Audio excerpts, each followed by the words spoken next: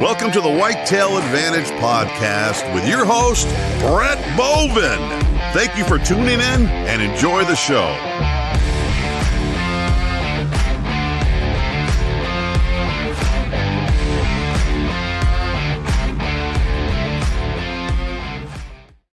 What is up, everyone? Welcome to the Whitetail Advantage Podcast. I'm your host, Brett Bovin.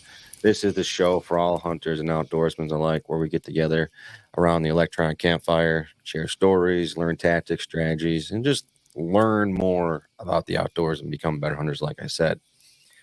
But you know what? We have an amazing guest, and I have a lot of personal questions I really want to ask him. So we all know the routine intro crap that I'm always going to say. If you have questions or comments for the show, feel free to drop them in the comment section. The Deucer is here with us tonight, and he's going to pop them up during the show. If you use the code GP10, GP10, you get 10% discount off Gilly Puck products. Also, make sure to check out MAGNUS Broadheads and Grizz Media, because Grizz Media is going to be launching us into the future for next year, so I'm excited about that. Two last things before we get into our guest for tonight. The first one is, we have a saying on the show: put your quarter in the slot machine. All we simply mean by that is to help share the show. That's all we ask. Help us get one new friend. And because, like I said, I strongly believe hunting is a dying sport. It's a dying lifestyle. It's not like it used to be. Now with the social media driven culture that we live in now, it's kind of dying off, in my opinion. So I want to try to do my best to get hunting to where it used to be, in my opinion. But like I said, that's one of the two. The next thing, I texted him last night asking him this question, and I texted him saying why I was hesitant to ask him, because I was nervous. He said, "No, you don't need to be nervous. I'm blood and skin just like you, brother." I was like, "You're right, man," but I was still nervous as shit to ask him but I'm just going to play the video, and it's going to please welcome our newest teammate to the team of Whitetail Advantage. I'm extremely excited to announce him as our newest teammate. I was excited to get him on. And he said yes. I was like a little kid in candy shop, like, yeah. All right, here we go. 3, 2, 1, bang.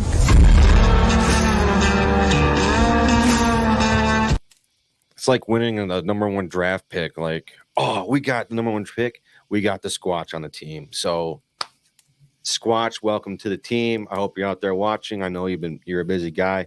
But anyways, thank you everyone for tuning in for tonight's show. Like I said, feel free to drop questions, comments into the comment section. The Deucer is going to be paying attention to that and dropping them in the comment section. With that being said, like I said, I have personal questions I want to ask for tonight's guest, so I'm not going to leave the intro long, because we also know that I hate doing the fucking intro. It's stupid. Anyways, it's Thursday, September 12th. Yep, September 12th, episode 104. We're in Oklahoma, and let's please welcome our guest for tonight, Ty. How's it going? Hey, brother, how's it going? Just another day in paradise, waiting on deer season. Oh my gosh. I know we'll get into Oklahoma questions here with deer season and stuff like that, but deer season here is October 1st, and it's like right around the corner here, and I'm so freaking excited. And outdoors and more with the Squatch. Thank you, my brother. He's watching, so thank you, brother. But yeah, man, it's like I went out and played a quick round of golf today, and on the greens there was leaves on there. I'm like, oh yeah, I'm starting. Yeah.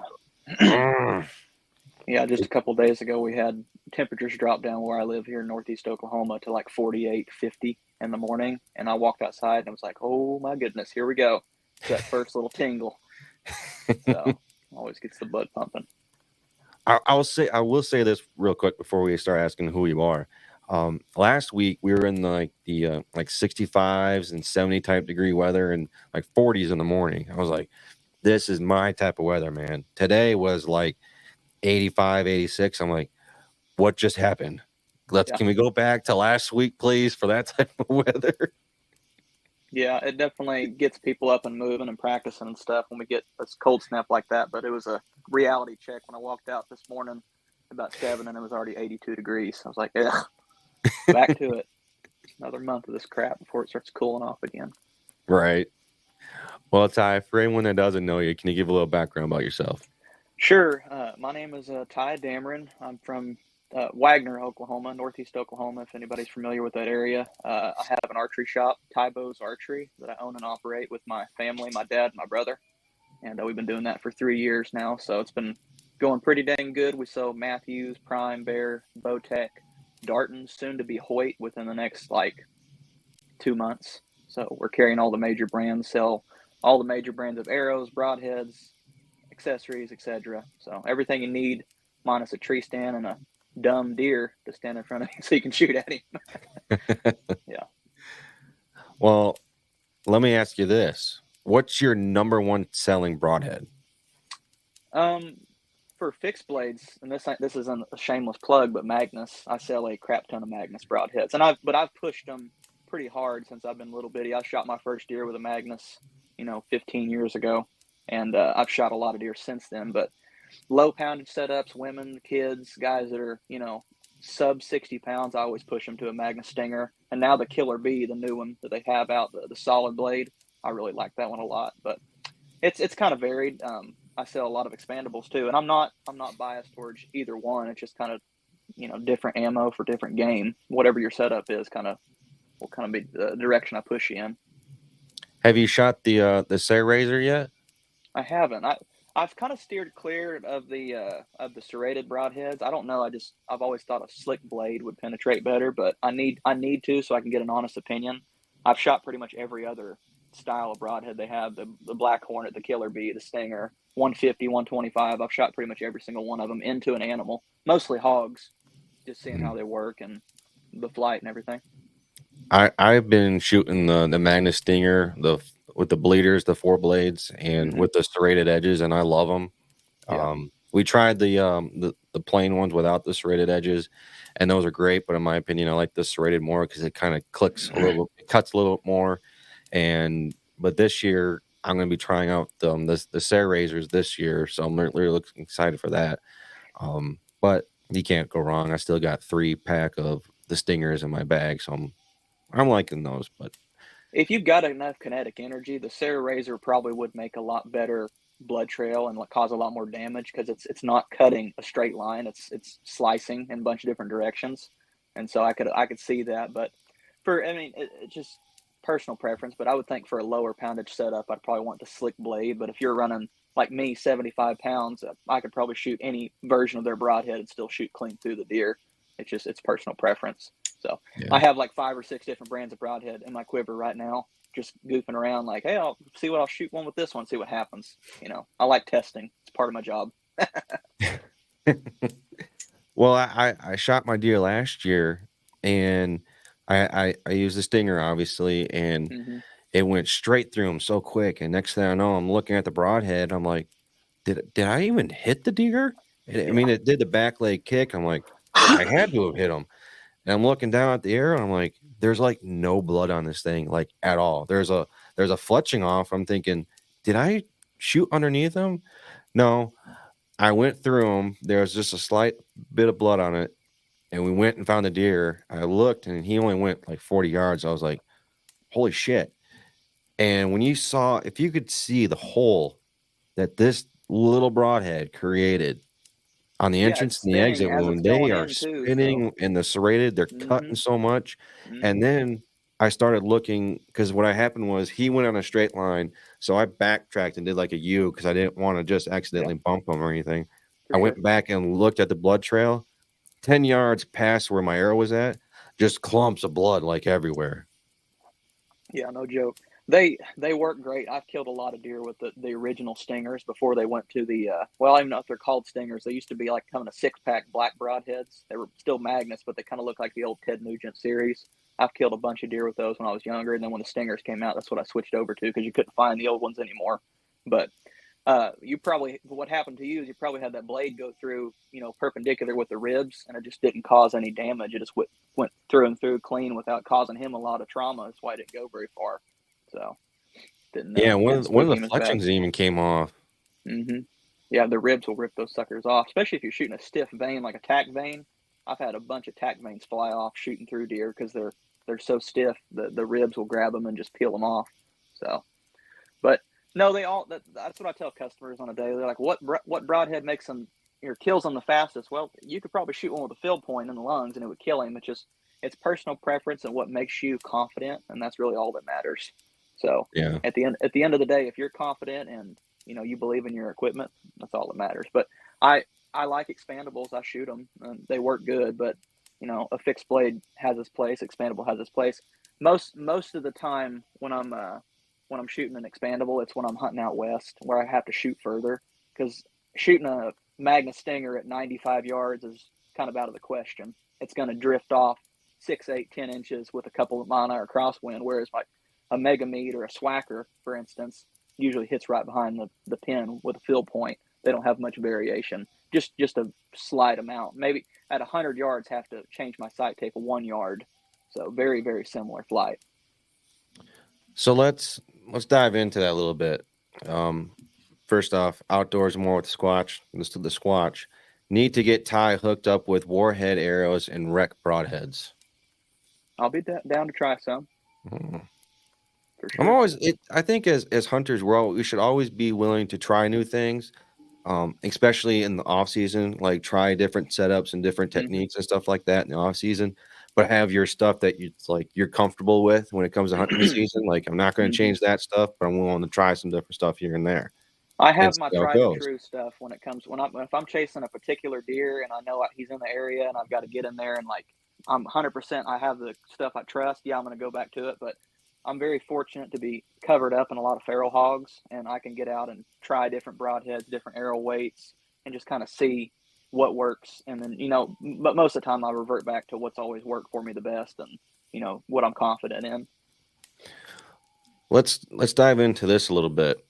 With you being an archery guru and veins and stuff like that, for someone that's in a tree stand and they're shooting 40 yards, so we're in deep woods or even on a cornfield edge line, and they don't feel comfortable shooting past 40 yards, which typically most average hunters do.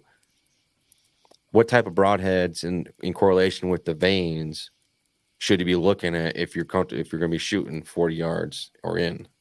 Give me some hypothetical numbers on like their setup, poundage, draw length, etc. Let's go with me then. Let's do this. I shoot 73 pounds. My draw length is like 28, 29. I can't remember. Okay. And I'm shooting 100 pound, 100 grain. 100 pound. I meant. Good Lord, you got some muscle. I already said I meant 100 grain. 100 grain. Gotcha. And the most I'm going to go out is 40 yards. So at that point, I would ask you, what have you done any research? Have you looked at anything? And if you go off right off the bat and say, I don't want to touch an expandable, I'm going to probably put you in a fixed blade. But if you're telling me, hey, I really don't have any personal preference. I want to, I'm out to try some different things.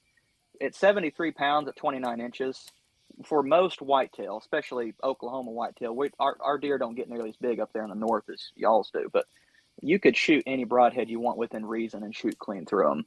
Now, with that being said, if the deer hears the arrow coming, then they react to the sound of the arrow, then yeah, an expandable probably could hurt you if the deer was on alert and he whirled as the arrow hit him. So the next thing is speed.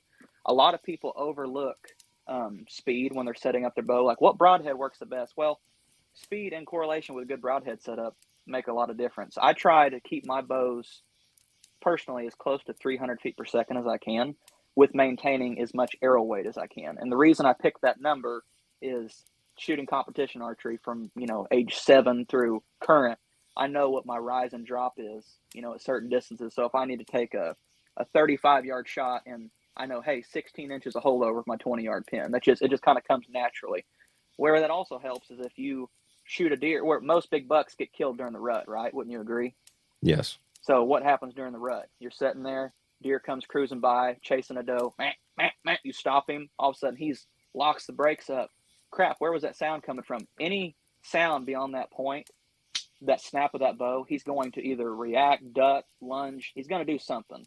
So if you want to have a really, really slow, heavy hitting arrow, that's all cool and dandy, but if he is looking up at you in that pole tree with absolutely no cover and he's 33 yards away and your bow's shooting 220, you're not going to be able to get it there in a timely fashion. And he's going to whirl as the arrow hits him and kill your penetration in the first place. So I pick a middle of the road arrow, 450-ish, 500 grains, try to keep it around that 300 feet per second mark as fast as we can. And then broadhead selection is just personal preference. But a Swacker is like my favorite broadhead. Hate me for it, whatever. I've shot so many deer with Swacker broadheads. I've shot 25 deer with them when I got to count it up the other day. I've had zero issues. In a high wind situation, like if I was setting up on a corner of a cornfield like you're talking about, and I've got a 25-mile-an-hour wind in my face, and I'm sitting there swinging from my saddle trying to make a good shot, a Swacker is going to hit with a field point, whereas like a fixed blade might drift 8 to 10 inches, not 8 or 7 or 8 inches, depending on how much the wind catches that vein, on the shot. So it's kind of a varied question, but it's just all personal preference. I like them all. What about someone that has a 31-inch draw and they're only shooting out to 20 yards with 100 grain broadhead? Again, shoot any broadhead you want, because they're at that 31-inch draw, you've got your kinetic energy is close to 100 pounds. If you did the math, speed times weight of your arrow divided by 452.40 comes out to your kinetic energy roughly at point blank. So if you're above 75, 80 pounds of kinetic energy, then you're probably not going to not shoot through the deer. You're probably going to be buried up on the other side of it. But if you're hunting, I would ask you some more questions beyond that. If you're hunting somewhere where you might have to take a steep quartering two shot, like a deer walks in and, oh crap, he's looking up at me, I have to shoot him in between the shoulder and the neck, then it'd be a fixed blade all day, for sure, fixed blade. But if you're somewhere where I might have to shoot, 45 to 60 yards on a muley, then it's an expandable, for sure. And it's you got to know what's on the tip of your arrow and base your shots off of knowing what your broadhead will do. PSC 100 made a comment. Heavy helical arrows only issue some fletchings will make noise beyond 20 yards. Oh yeah. So that's another thing. That's a totally another topic. There's a lot of jigs out there. The Arizona Easy Fletch is one that comes to mind right off the get-go. You can put those vanes on there like all the way around the arrow. Yes, that steers the broadhead, a fixed blade broadhead, like super fast, but it kills your speed because it's arcing so much, and it causes a lot more surface area noise. So you're going to get a lot more reaction. Helical, I like to run 2 to 3 degrees helical on a left because my string is twisted to the left. So I want a left twisting arrow. That's been always a happy medium. I've shot 4 fletch before. I've shot 3 fletch with a lot of helical. I always kind of revert back to somewhere a happy medium, enough to steer the broadhead, but not so much that the deer are reacting to the sound of the arrow. Let me ask you this real quick question before we get into the news segment for tonight. The helical on the broadhead, on the arrow, how far should you be offsetting on that? For me, I'm comfortable with 2 degree offset helical, and I'm comfortable with my fixed blade broadhead. That's 100 grains. I put 2 degree offset on my arrows, and I shoot within a paper plate size out to 65 yards with the correct conditions. Yeah, if your bow's tuned, in theory, you could shoot a perfectly straight fletching and it's going to fly pretty dang good. Where that helical helps you is if you flinch or your bow slips out a little out of tune, or the wind catches the arrow as it releases out of the bow, it's going to kind of help bring it back on track and kind of keep it somewhere close to where you were aiming. But the string twist, the orientation of the string, whether it's twisted to the right or to the left, determines whether or not we're going to fletch it with a right or a left helical. 99% of strings built, gas, threads, 60X, twisted X, like I could go on and on and on. Most of them are twisted to the left. So we would put a left helical on the vanes. ABB and Phantom bowstrings, and probably a couple others that I can't remember, but those are the 2 that come to mind, are twisted to the right. And that's, we would fletch it with a right helical.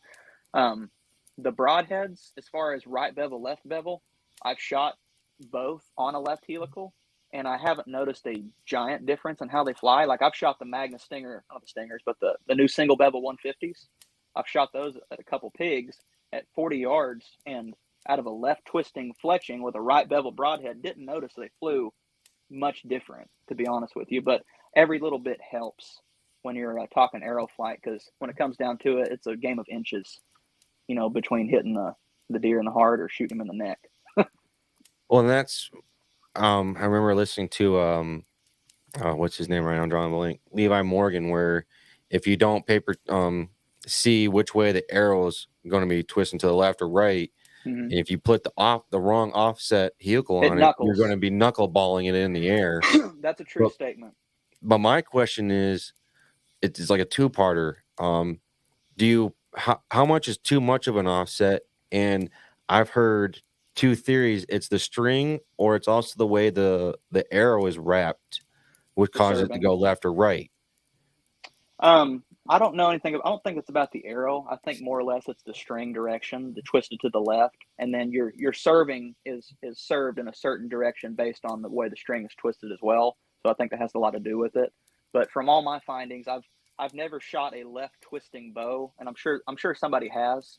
So I haven't ran across it, but I've never shot a left twisting string that casted a right helical arrow personally.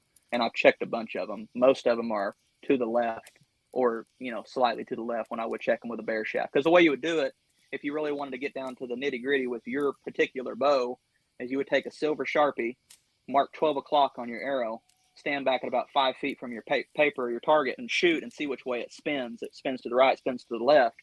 But I guess it could depend on nocks too, because there's a bajillion different nocks that are made, for all these manufacturers. They're not just one proprietary nock. You can shoot AAEs, Eastons, biters, blah, blah, blah, blah. And I'm sure each one of them could twist a little different. The Squatch, straight or 2 degrees, fine, no problem hunting whitetail bucks. Oh, yeah. Yeah, I think mine is 3 degrees. But to answer your question, I kind of got off track. You said how much is too much. I think when you get above 4 degrees helical in either direction, you're probably trying to cover up some bad tuning. So like, oh, my arrow's kicking, throw some more helical on there and that sucker will equal out. You probably got a little right or a little left hair, or up or down, and just shoot your bow through the paper with a bear shaft and fix that, and then put the fletchings on, and then should be good. So basically, in small terms, if you're shooting, I'm being very exaggerative here, 10-degree offset, you have Holy crap. I know. That's what I'm saying. I'm being very exaggerative here. Yeah. You're compensating for some flaw in your shooting form. The lower you get down, the more in tune with your form you're doing. Is that basically kind of what it sounds like? That's kind of what I've ran into. Yeah. I would rather have the arrow shooting straight out of the bow with no fletchings to start with through the paper, and then the fletchings just complement that straight flight of the arrow. So, and I'll go to the extent of, when I'm bear shaft tuning, wrapping the back of the arrow with electrical tape very minutely, or arrow wraps to mimic the weight of the fletching, because that does change this overall spine when you add weight or deduct weight. So I'll do that. But if I can get it close, or shooting a pinhole with an arrow that's weighted out correctly, and then I throw fletchings on, pretty much any broadhead I want to shoot, fixed blade or expandable, will fly pretty dang good. And having a correct amount of FOC, or enough point weight to kind of like a dart to carry the momentum, helps a little bit too. If you don't have enough point weight, that can also result in a lot of flyers on the broadheads. Deucer, let's pop in for tonight's news around the world segment.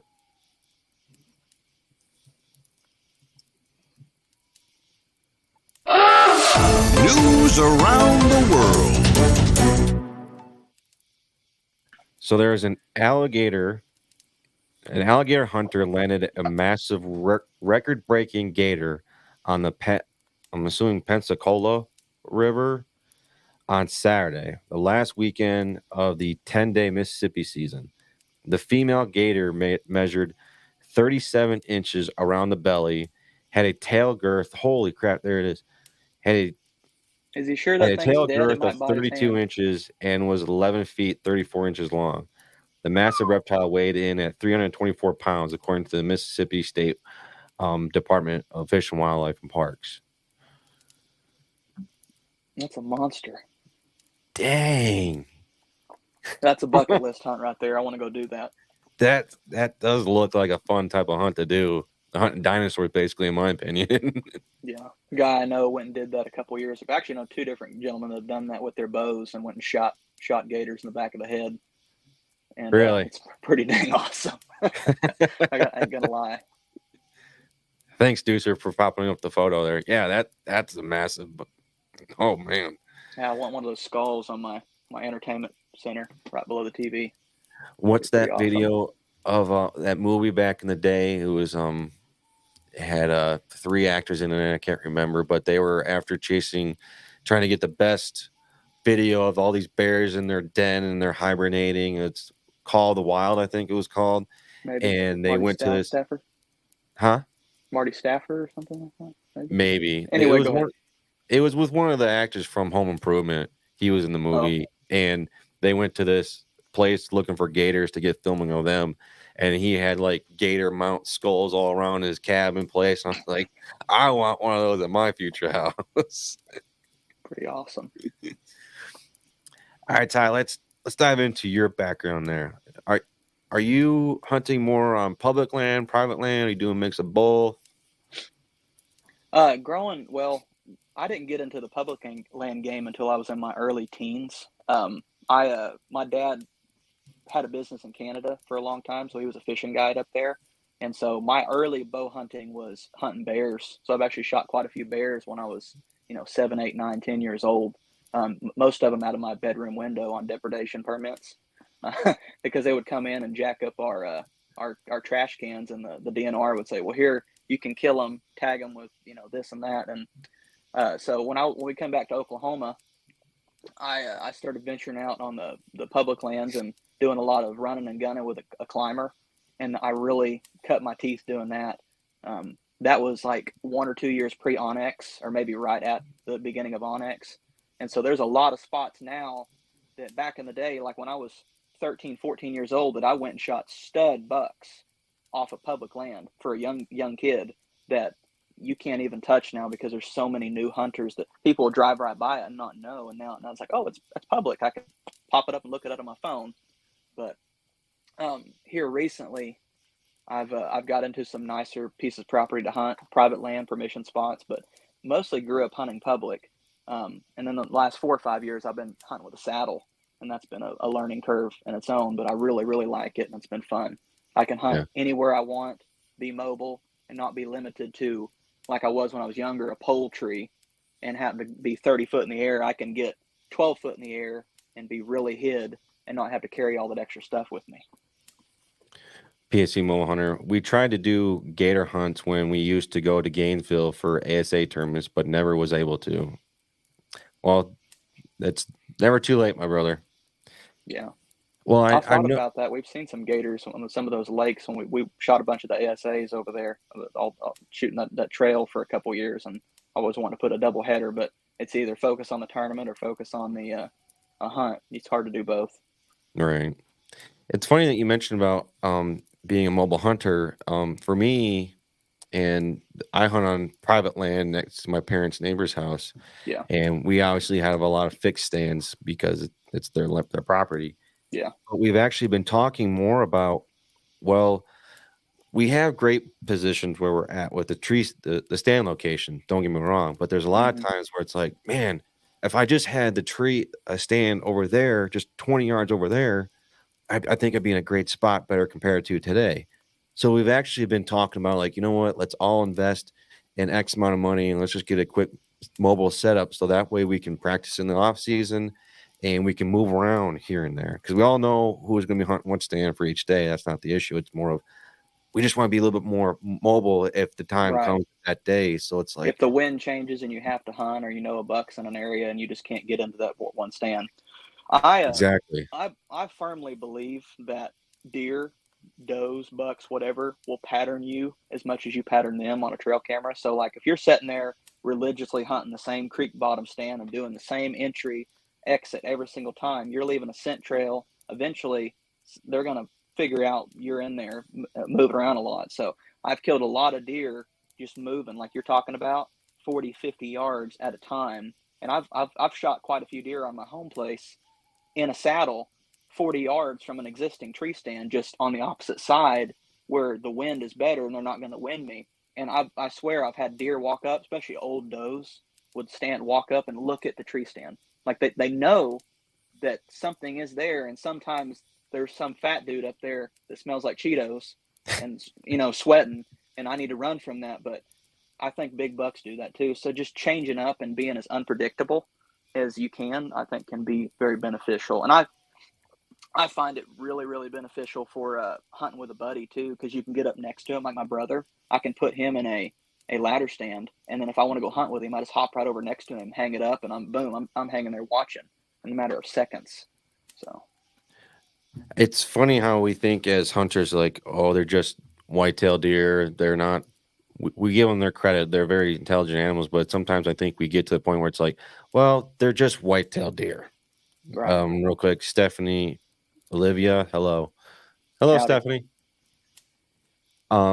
We get to sometimes where it's like, well, they're not that smart, so we kind of underestimate them sometimes, not all the time. But Well, sometimes it's kind of like turkey hunting. I make jokes about it all the time. I said sometimes they'll come in and try to make love to a rubber decoy, and sometimes they'll pick you off from 200 yards across the field because you flinch. Deer are the same way. You can make it as complicated as you want, and it's you got to gauge it on how much pressure there is too. If you're hunting public, where there's just tons of foot traffic and pressure and people driving by and harassing the deer, that's a totally different story than hunting a big farm that, like my spots out in western Oklahoma, hunting on my buddy's land.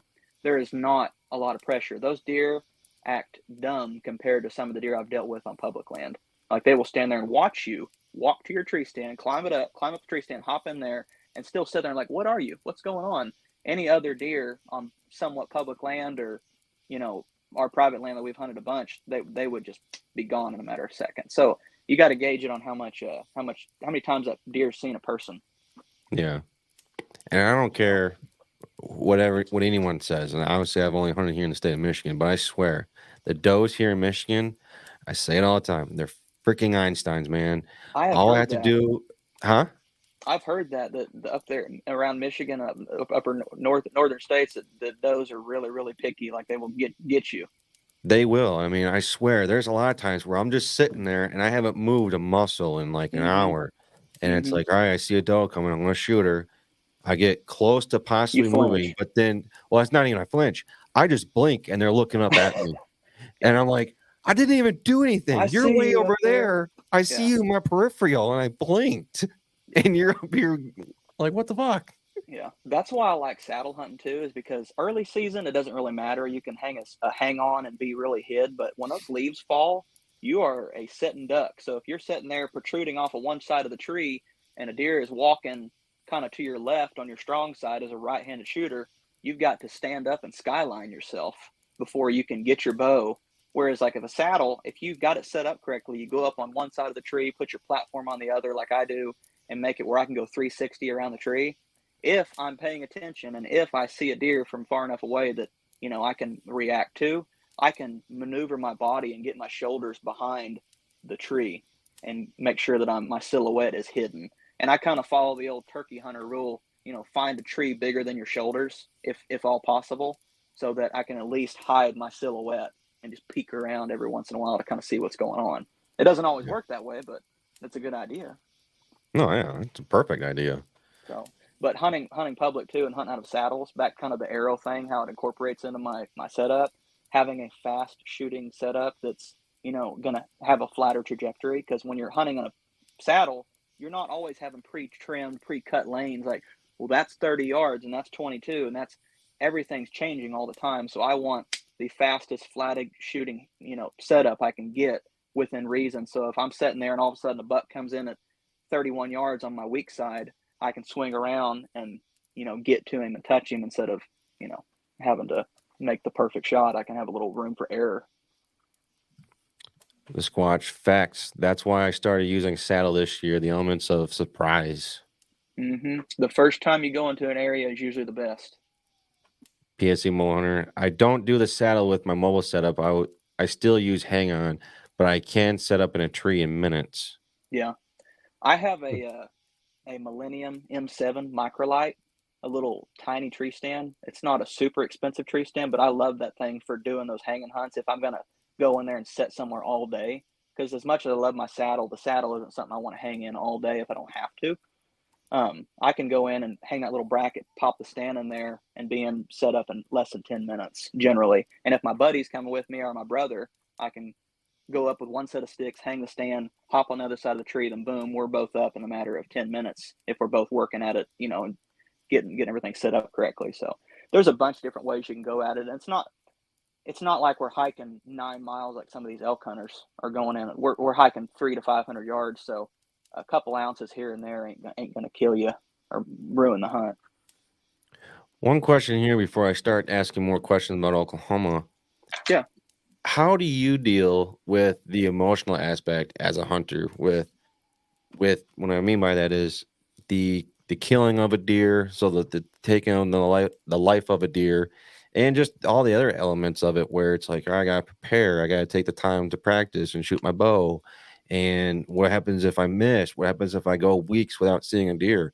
How do you handle all those emotions that go along with into hunting? Because I swear, people look at us as hunters and they think we're just out there shooting a deer, and it's that simple. When in reality, it's really not. There's a lot of emotions that go into it that people don't know or are aware of. That's an awesome question, and I'm happy to answer it because that's something I bring up a lot. I'm not going to deny it, there are a lot of people out there that are just bloodthirsty and they don't understand the process. And I try to teach those people when I come across them in my shop. They're like, man, I was out there and I just shot a doe and I dropped that and there's blood. I'm like, dude, stop. This is a process, okay? It's very close to my heart, and this ain't me trying to get all soft and everything, but like I do get a little emotional every time I kill a deer or take a deer's life, because if it wasn't for me, that deer would be out there just chilling, doing its own thing. But as a hunter, it's part of the process, and I'm gonna appreciate that deer, eat the meat, save the hide, blah blah blah, tell the stories, and it's always gonna live somewhere in my heart. And if it's got a set of antlers on top of its head, then I can even remember it longer, because then it's gonna hang on the wall and go, hey, that buck right there, I shot him on that ridge in 2000, blah blah blah. But I practice year round. I put in the most effort, and whether it be shooting 3D archery or just sitting out in the yard, I try to put all the worry aside of me making a bad shot by practicing, making sure my bow is set up to the tilt. And it's kind of how Ty Bow's archery was started, because I was just constantly tinkering and people appreciated that and wanted me to help them do that. But you try to practice a bunch and make sure that your broadheads are tuned and make sure that your bow's tuned. Play out the scenarios in your head. When I get to the tree stand, my wife, when she's hunted with me a few times, she's like, your head's like this, looking around. I said, I'm playing out everything that could happen. If a deer walks down that trail, I'm going to move here. I'm going to stop here. I'm going to make sure the shot's right there, and just make sure that everything's perfect. And in an event that you do make a bad shot, or a deer, spying a deer, it's going to happen. Just as quickly and as cleanly as you can, try to dispatch it and get it out of its misery, because you don't want that deer suffering. No, that's the common misconception, kind of like you were saying. It's hunters don't want suffering for an animal. We want a quick, clean kill. And that's why we practice and we prepare and we talk strategy and broadheads and scent control and just try to make everything as perfect as we can. But I don't know, I kind of went off on a rabbit trail, but more or less just making sure that everything is set up to the best of your ability. Don't half-ass anything. Right. I see, like I think it was 2 years ago where I've said it on other episodes before, where you see these other hunters, they're taking selfies right next to the deer when they're on the ground. That's disrespectful. To me, like I was just getting ready to say that, I see those type of photos, and I see them taking photos with the tongues hanging out, blood everywhere, Mm-hmm. and they're like, look at me, I just killed this badass. I'm like, yeah, show some fucking respect, excuse my language, but to that animal that just gave its life to you, yeah, and for you to feed your family. To me, like I said, hunting it's a very close at heart thing with me, and for you to show disrespect like that, it's extremely disrespectful to myself and other hunters that are truly passionate and care about this and care about the animal. So like I said, like you said, I find that stuff extremely disrespectful and inappropriate for the hunting community. And I'm just going to leave it as that. And Yeah. I did see a comment here from Stephanie again. The world is completely a mystery. Big hug from Honduras. Well, hey, Stephanie from Honduras. It's a long ways away. Yeah. Now that's kind of, I mean, people see grip and grins on Facebook and Instagram and stuff, and they kind of think, oh, you're just out there to kill them and take a picture with them. You and I know this, and all hunters alike that, prepare and take the time to get their setups right. It's a process. Like, you're literally 3, 4, 5 months of preparation coming down to 10 seconds, if not less, of, oh my gosh, here's my opportunity. How can I, and when you finally close the deal, that burst of excitement that you see on these hunting shows, if it's genuine, it's because like all that preparation, all that time, all that dedication has finally came to an end, and the fruits of your labor are right there. And that picture, most of the time, if it's not a trophy animal like a buck or a big bull elk, that picture of that doe or that forkhorn is all you're going to have to remember that by. And as much as I hate to say it, I've killed 50-ish deer in my life, and I'm 25. I've killed a lot of deer. Half of those freaking deer, I don't remember even the tree I killed them from. Like, it's starting to fade, especially with the does and like the little bucks I shot when I was young. I try to keep a good log and write down stuff, but unless you have something to remember it by, it's just going to fade in your memory, especially when you get later in life. So the trophy pics and the grip and grins aren't necessarily a bad thing. It's just kind of for your own memory. And just, I take the time when I every deer I killed, buck, doe, whatever, I will poke the tongue in and prop it up and take a nice picture and be respectful. Okay. I don't want to just sit there and just make a crazy face and like stick my tongue out like, I got you.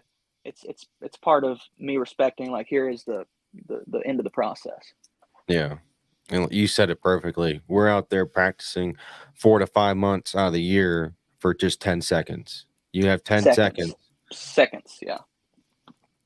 It's a long process, but like you said, you were able to close the deal on that. And hunting is hard. Whether people want to agree with that statement or not, it's extremely hard, especially if you're an archery hunter. You got 20 yards with an animal designed and created to outlive you and to evade you in any way possible. It's a lifetime of learning too, man. Like, people, I get on a daily, people coming in, and even older gentlemen, like late 40s, early 50s, that are like, man, I want to get into hunting. I just want to do it my life, and I got caught up with work and blah, blah, blah.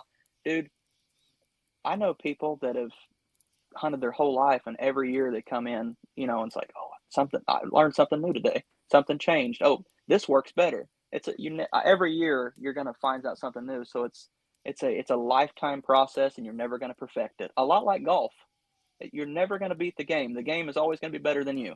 That's so. Exactly. Competition archery and golf have a lot of parallels, and that's why I appreciate both of them. But you got to constantly a student of the game.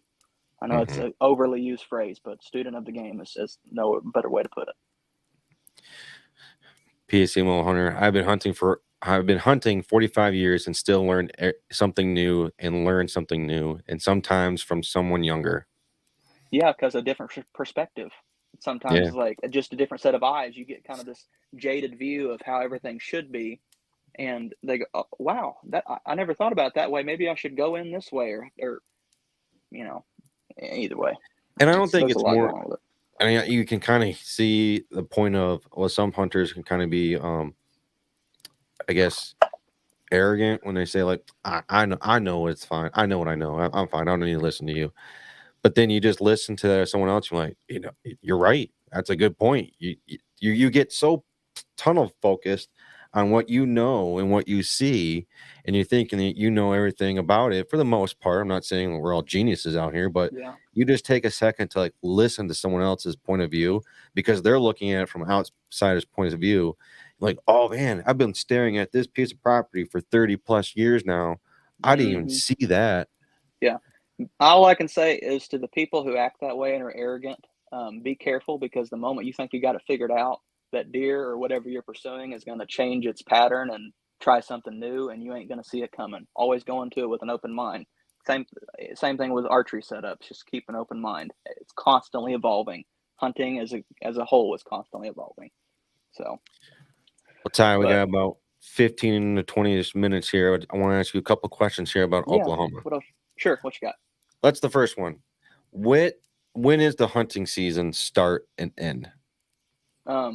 October 1st through January 15th is our general season. Archery runs congruent all the way through, or runs simultaneously, I should say, all the way through the rifle and muzzleloader seasons and the holiday doe season that we have later in the year. Our rifle season, unfortunately, is like 2 weeks long, right in the middle of the rut. And so the deer just get slayed that time of year. I mean, just straight up slayed. If our kind of rule was, if you don't have a big buck on the ground, unless you have a big piece of private, a big buck on the ground or a good buck on the ground before rifle season hits, unless you're going to hunt with a rifle, your opportunity diminishes dramatically, especially on public land, because the Orange Army comes out for 2 straight weeks and just blast everything in the woods. So early October, before the acorns start really falling, you can get in and really pattern deer. I've already got some bucks pattern here in the home place that hopefully I can get on the first couple of days of season. But it just kind of depends on the acorn crop that year, whether or not they're going to be able to come into bait or, corn or whatnot. Hunting over bait is definitely, corn piles is definitely a very effective way in Oklahoma, and I don't have any problem with it. I know a lot of people frown on hunting over bait sites, but I always say, if you ain't be baiting, you be waiting. So I've shot deer on travel corridors, and I've shot deer with their head buried in a corn pile. I get excited either way. Monte Leon. Hi, guys. Greetings from Honduras. I have always liked to know about these myths and mysteries. I do want to ask you, though, Ty, the October lull. We all know it's just crap, in my opinion. It's just made up whatever. We all know they're going to a different food source. Yeah. How are you noticing the October lull kind of start to kind of kick in? And how are you trying to pattern these deer in Oklahoma, and how are you trying to find more where the food sources are at there in Oklahoma? I stare at my maps so much during that time of year because I know it's coming every year. I'm sitting there going, where do the deer go? That's kind of what pushed me to get that saddle to start with, is because, I'm hunting all my home places, and I'm sitting there, and like about October 18th hits, I'm like, okay, what's going on? All my deer are disappearing. It's just, they get out and roam. And so sometimes you got to think outside the box. I've killed a bunch of deer in little 1.5 acre, 2 acre spots of public land that most people will be driving by and not even paying attention to, but there's no pressure because everybody's thinking, well, it's not enough land to hunt. Just get in there and bump and dump. See if you can spook something out of there, hang it and sit there and wait for something to come back. I've had a lot of success just being mobile and not overthinking it. Like you said earlier, they're just a deer. How complicated can it be? You good point. Right? So, yeah. But if I can find persimmons still coming on late in the year before the squirrels get them all, I've killed a lot of deer with persimmons too, especially in a lot of good public spots. But you got to weed through a lot of briars and crap to get to them. Let's talk about the rut real quick. I'm coming to Oklahoma. It's my first time coming out there. I don't know when I want to, but I know it's with archery season. When do I want it for the rut? If you want the best opportunity to kill a big buck, come late November. Find you some secluded archery only public lands that are no rifle hunting is allowed. That's when you're going to kill your biggest bucks. If you want the most action, probably early in November. I see the most deer cruising that 1st to the 10th time frame, but like my big bucks that I've killed, my 160 something inch triple main bean buck, I shot him like after Thanksgiving, late in November, and even on into around December. My cousins killed 2 200-inch class deer in northeast Oklahoma, and both of them have been the first week of December. So one with a rifle, one with a bow. That's when the big boys get up and start cruising around after everybody's kind of, simmered down off with the rifle hunting, and they're just, well, we didn't kill nothing this year. We're going on home. So last question here before I ask my rapid fire questions. What would you tell someone to start preparing for? I mean, obviously learn your laws and stuff like that going to the state that you're going to go hunt. But what would be something that you would tell someone coming to your state to start studying for, training for, just basically preparing for going to Oklahoma? Well, for starters, buy your tag before you start hunting. We've had a couple instances where people just come hunt and, then buy a tag. So don't do that. That's dumb anywhere you go. Just do a lot of map scouting. Look for contours. I love hunting pinch points, ridges, saddles, fingers, just catching deer cruising and looking for just like those little areas where a deer is going to want to walk a fence line, and instead of going through the hardwoods and just the path of least resistance. If you don't know where you're going, you can get on those pinch points like that and have a lot of success and kind of feel it out. But don't overlook small pieces of public. I guess probably the number one thing I could say. Everybody wants to go to the biggest chunk of public they can find and go right in the middle of it. I've had a lot of success hunting, when you click on Onyx or whatever, Spartan Forge, and it tells you like the actual acre count, like 5-10 acre plots. Like, oh, that's, nobody's going to mess with that. Try those little spots there. That'll help a lot, getting away from the masses. Yeah. I know I'm like most people. I like people, but I don't like people at the same time. I want to go somewhere away. No one talk to me, leave me alone. Mm-hmm. So, and like you We're said, getting you don't hear a lot of people go to those type of places. They all want to go, oh, that's like 100+ acres out there. I'm not going to run anybody. Everyone else is going to start having the same mindset, most likely. Yeah. Unfortunately, we're getting a lot more traffic in Oklahoma. We've been kind of, dubbed as a sleeper state. And so during rifle season, you see a lot of Texas plates, Arkansas plates, Kansas plates. We're getting a lot of out-of-staters cruising in. So it's not like you're finding some hidden gem. I'm sorry. It's not that. We do have good deer in pockets, but you're going to have to work for them. It's not like there's going to be a 150 around every other tree like there is in Kansas. So for those just listening, I gave the air quotations and the wink. Yeah. Got me there. So, that was a good one. That was a good one. Yeah. All right, Ty. I got my 5 rapid fire questions I want to ask you before I let you go for tonight. All right. Shoot. The first one: what is one state you want to hunt that you haven't hunted yet? I've hunted Iowa, Illinois. I really want to hunt Minnesota. That is one of the most underrated states as far as big bucks. And when you look at all the charts and whatnot, more booners come out of Minnesota, but you just don't ever hear about them because everybody's trying to go to the Midwest. So Minnesota. Next question. All right. You can't pick your state, but what state would you move to solely for hunting?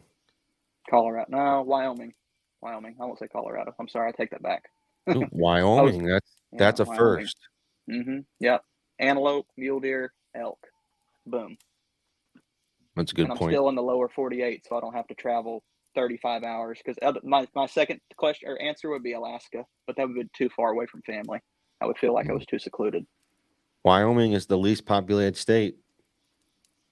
Throw that out there. A lot of freaking antelope, but it's still a drivable distance to home. Yeah. Oklahoma. What animal is on your bucket list to hunt, and with what weapon? Anywhere in the world or the lower 48? Anything. I want to kill a red stag with a bow.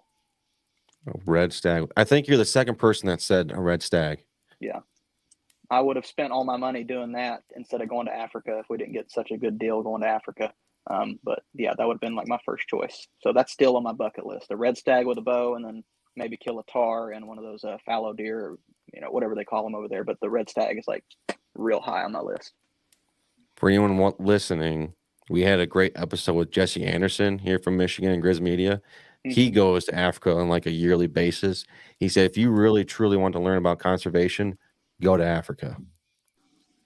Like, he's dead set on Africa. Oh, they work everything out there. I'm like, I got to go to Africa now. Yeah, everything about everything they do screams conservation. And unfortunately, if there wasn't hunting and people going over there and doing that, they wouldn't have the animals they do because of poaching and all that other nonsense. All of Africa is all of South Africa is high fence. But dude, it's such big pieces of property you won't even notice on a ranch or a concession, whatever. Like the place we hunted real quickly was like 100,000 acres. It was huge compared to some of these public land spots we're talking about coming to Oklahoma and hunting, it might be 7,000 or 8,000 acres, and they feel huge. You could drive all freaking day and not get to the other side, going through those little back roads and bumpy, sandy side roads and whatnot. Fourth one. Do you have any hunting superstitions? If so, what are some? Hunting superstitions? Oh, yeah, I have a really big one. And tell me if you agree with this. I don't bring a knife with me when I go hunting. It stays in the freaking truck, if not with a buddy or something. Because if I bring that knife and it's in my pack, I ain't killing nothing. Sorry. It just happens. And it's always, I know it's inconvenient, but I would rather shoot a deer, walk back to my truck, get my knife, and walk back and then gut him and drag him out. So, just saying. Yeah, I agree with that one. Patched. All right. Fifth and final one. It's an important one. What is one thing that you could think of that we as a hunting community should or could do to improve the hunting community as a whole? Everybody stick together. I mean, I know it's an overused one, but Facebook bashing, shooting little bucks and getting mad at people for what they couldn't call a trophy. If I go shoot a spike and it makes me happy, let me and move on. Don't sit there and publicly bash me on Facebook, because when a non-hunter drives by and sees that on their feed, it's like, well, they're all turning against each other. No, we all need to be one community and all happy for each other. And like you said earlier too, not disrespect the animals, with back of the truck, tongue hanging out, guts, sprawled out, post, respectful grip and grins, a nice post, and, yes, you could say, instead of kill. Yeah. I agree with you 100% on that. We already get enough backlash as it is from outside perspectives and point of views. We shouldn't be doing that to each other as hunters. So just be respectful. And like we say all the time here, is you don't know that person's background or knowledge or experience when it comes to hunting. So if you're being legal and you're just showing respect to the animal, it doesn't matter if they shot a spike doe, whatever, and it made their heart pump and they're excited about it. They put deer meat in the freezer at the end of the day. They all taste the same to me. I'm sorry. They do. They all taste delicious. and back to the original thing we talked about, the archery shop. That is the beauty of the archery shop there, and you get your bow set up and tuned and leave. It's the whole process. I get to talk to people about everything we've just discussed. Being an ethical hunter, presenting, a good picture of what hunting is, the full process. It's a one-stop shop if you get the right pro shop in your area to come in and learn and, discuss tactics and etc. It's just a full circle. That's what I love about it, the archery shop scene. It's amazing. I like actually going to the archery shop, and I know the two guys that run it. I've known them since I was babies, and you basically go in there and you're just sitting there talking. You go in there like, all right, I want to go buy a new sight. Next thing you know, you're in there for 5 hours just talking. Like, oh man, 5 hours just went by. My wife's going to kill me. Oh Lord, I got to get back to work. Yeah, exactly. So. Well, but that's how I sell more stuff. You come in and you BS, and I'll you might need one of these to go with that sight. You need a new lift to go with that sight you're buying. So. Well, since you're getting a new bow, let's just get you some new arrows. You're gonna new everything right there, at least.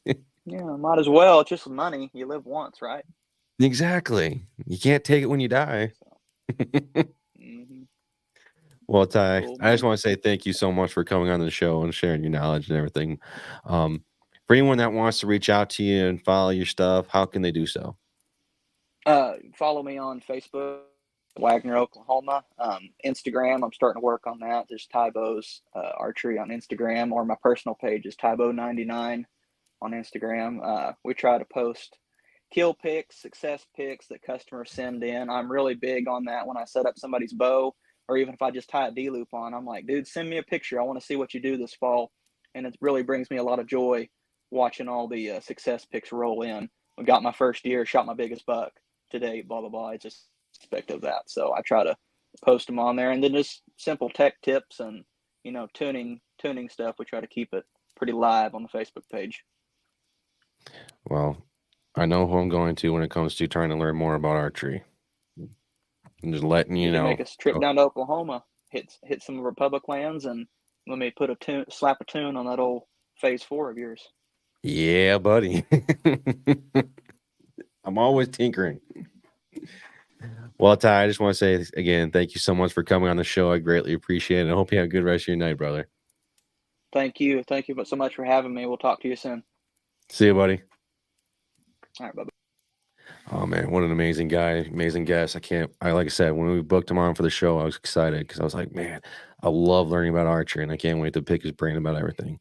And if you noticed on the last couple episodes, the last question that we asked people here, they've all been saying kind of the same thing, except for like a handful of people. It's repetitive though, but it's needs to be said because like we say, all the guests have been saying, we need to stop doing this as hunters. We need to stick together as one. We basically need to be one family. I said it earlier. We get so much crap from the outside. We can't be doing this to each other. Let's be supportive about each other. So enough of that. I just want to say thank you again to everyone that's tuning in for tonight's show. Thank you for reaching out. Thank you, Squash, for being a part of the team. I'm excited for that. With that being said, we're going to close out for tonight. We'll see everyone next week. And Deucer, let's tell everyone to put your core in a slot machine, and we'll see everyone next week.